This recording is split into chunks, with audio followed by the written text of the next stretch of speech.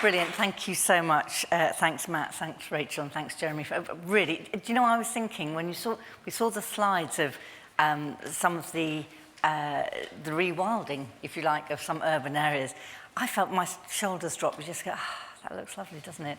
And that's the effect that these interventions, these crucial interventions, particularly as we heard from our speakers, in communities that often find it very difficult to access green, open space, which should be everybody's right, shouldn't it? We know about the mental health benefits, particularly post-pandemic. Cool. So keep engaging. Keep engaging, virtual audience, hashtag IgnitionGM, Slido, hashtag IgnitionGM, and we'll go to a couple of questions before we have our break. And Michael, do we have some questions from our virtual audience? We have a couple of virtual questions. The first one is, how might shifting thresholds, for example, what constitutes a heat wave, impact our ability to build buy-in for MBS? How can we respond? Right, so while you're thinking about that panel, would you like to join us up here? So thanks very much. Thank you. Yes, and Michael, if you, sorry, I should have said that, my bad. Michael, if you wouldn't mind just saying that again in the microphone so our virtual audience can hear as well. Of course. So the first question for the virtual audience is, how might shifting thresholds, for example, what constitutes a heat wave, impact our ability to build buy-in for MBS, and how can we respond? Brilliant. Okay, so Michael, would you mind keeping hold of the microphone? And what we'll do is we'll have a couple of questions from our in-house audience as well. But who would like to take that one? I'm sure I can start, I suppose. Lovely. I suppose that point about thresholds, it's really about awareness raising for us. So anything that gets the message out about that fact that climate change is happening, and we are seeing that increase in temperature and the need to raise that threshold, it just hits that importance, and particularly with heat waves. Heat waves, it really hits on that public health angle.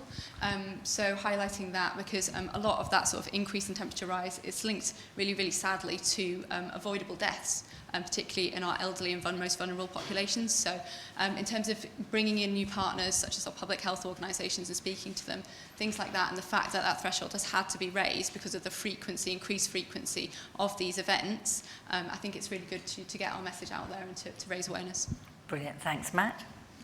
I mean, I think the awareness raising is important because it's very easy to look out the window and say, heat waves, Great Manchester, it just rains. And when you start seeing the thresholds rise, you start being able to have conversations. So there was some work done in a festival of climate change, which sounds far too cheerful, at the University of Manchester.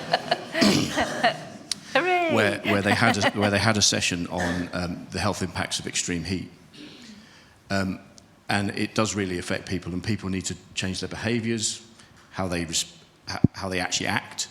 But in a healthcare setting, overheating is really quite serious. I'm sure it's not got better in the latest climate change risk assessment, but I think in CCRA2 and some of the stuff the Committee on Climate Change reported, a very high percentage of hospital wards have no active cooling. So, no air conditioning, you'd be trying to cool mechanically with fans. The NHS is now starting to really understand that there's major sustainability, energy and health implications about keeping medicines cold. And the pandemic is an example of some extreme refrigeration that was required. So when the public also starts to see these differences in kind of thresholds, perception, messaging, I think it can be really, really helpful, because we really need to actually make people take it seriously, particularly overheating, which, as Rachel said, has such a significant impact on people's sort of physical health potentially. So I think that's a really good thing.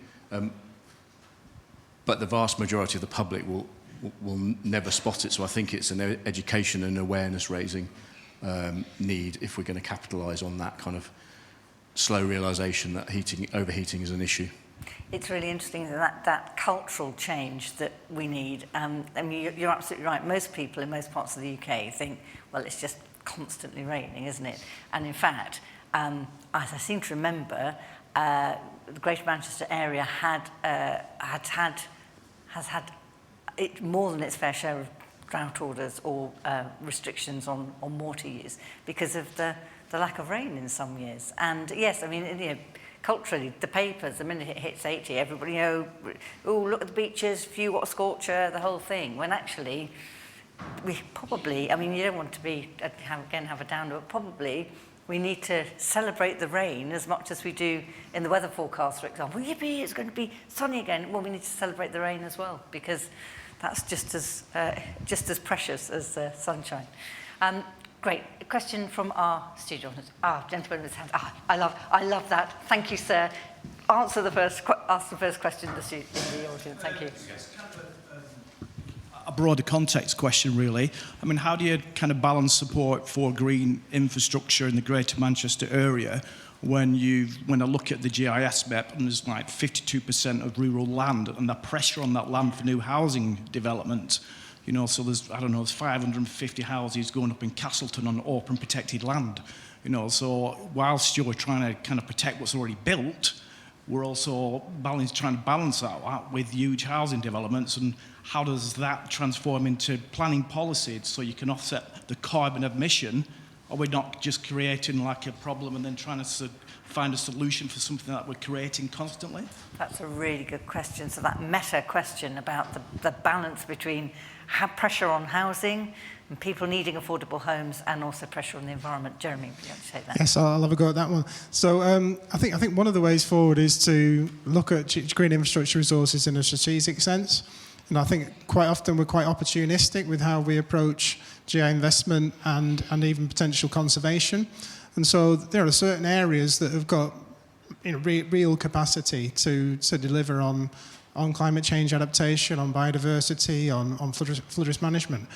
And so getting an understanding of where these hotspots are, these sort of green spots that we should be conserving, and understanding those are the ones to really be protected, but also acknowledging that the city's developing and it will continue to develop, and in some cases potentially some spaces will need to be built on. But it's about preserving what's most important and provides the strongest functions, and I think that's something that we can work better on. We always think, sorry, Matt, before you answer, we always think of it as quite binary, don't we? You know, either we have housing, which is bad for the environment, or we don't, which is good. I mean, are there ways of making sure you get both in the same space, so good housing and increased or supported biodiversity? Sorry, Matt, that's an extra question. Jeremy, would you like to answer that first? Well, I mean, quickly, I think things like biodiversity and net gain are important there.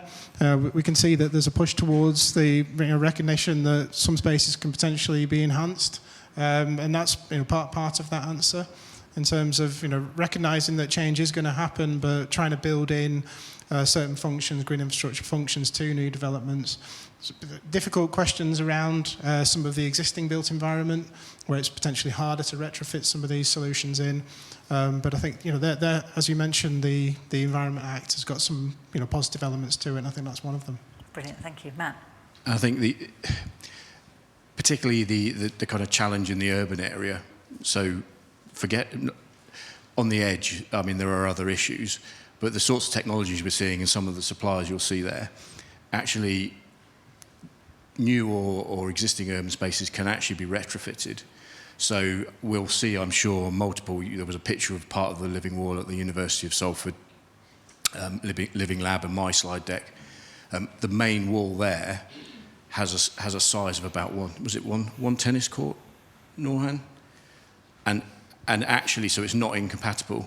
The technology's there. We just need to think differently how we use our urban spaces. We have so many vertical spaces, and we have some roofs that are also actually suitable for green roofs.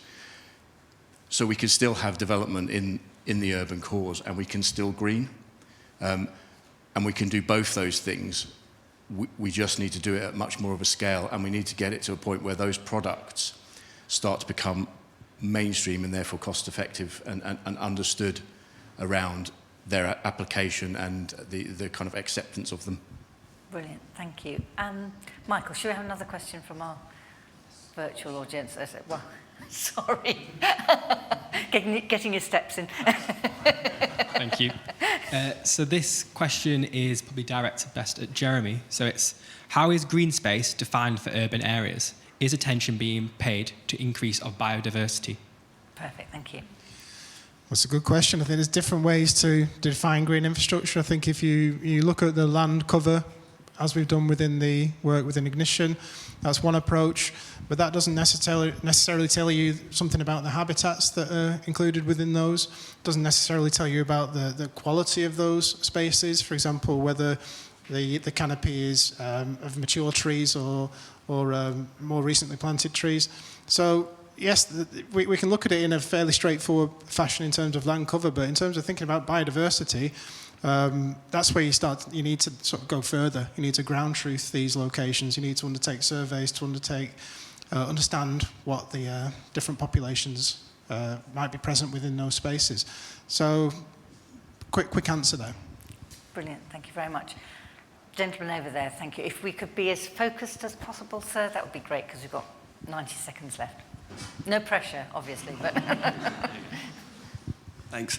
So my question is about the investment models and the buyers for those investment models. So you obviously identified a few of those buyers, but I'm just wondering what other buyers might be coming on board in terms of the multiple benefits and the stacking of benefits, and whether those have been identified, and also in terms of the standardisation in terms of contracts and other types of standardisation you spoke about, and how if that's been useful to attract buyers within that. Brilliant, really good question. I think at the moment we have some fairly simple things where we can understand the financial transaction, the kind of drop in water bills. The other beneficiaries that are coming on board are really motivated and interested to move this whole debate on.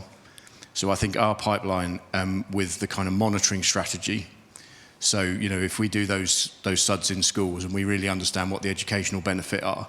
Currently, we're working with Department for Education around its SUDs in Schools sort of grant programme. But how can we actually start to quantify? So I think these are the little steps we need to kind of start to monitor and understand the health benefits, the others. So the public sector grant that's coming in is going to help us get those next steps alongside what really important ones, which are monetisable and that we can actually take out and raise repayable finance on. I think at the start of this, we thought we could go from 1 to 100 miles an hour in 3 years and be fully commercially viable in terms of some of our early investment pipelines. And actually, we all need to work together to kind of carry on scaling up, doing more monitoring, learning, so that we've actually got a saleable package to take back out to the market. Brilliant, thank you very much. Time is